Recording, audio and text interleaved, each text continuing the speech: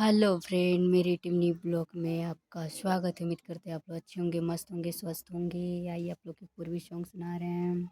शाम का समय है, गर्मी बहुत ज़्यादा है। दो दो तीन तीन बार नहाना पड़ गया, 2 बार नहा चुके हैं, एक बार और नहाना है। फिर भी इतने ज़्यादा फुसरी उसरी हो रहा है, कहना है। सुन परदेसी बाला,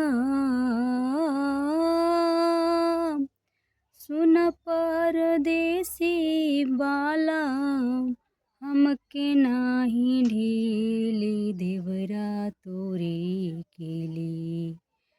आजा घरे छोड़ी के तू दिली, देवरा तोरे केली। आजा घरे छोड़ी के तू दिली, देवरा तोरे केली। अचके में हमारा के धरिया कवरिया, डर ओकरा रहिले हम घर के भीतरिया, घर के भीतरिया। कबो कबो पिछवा से, कबो कबो पिछवा से लड़ाई देला खीली, देवरा तोरे केली।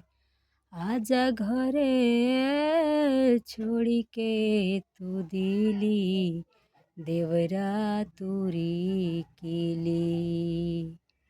सुन परदेसी बाला, सुन परदेसी बाला, हमके नाही ढीली, देवरा तोरे केली।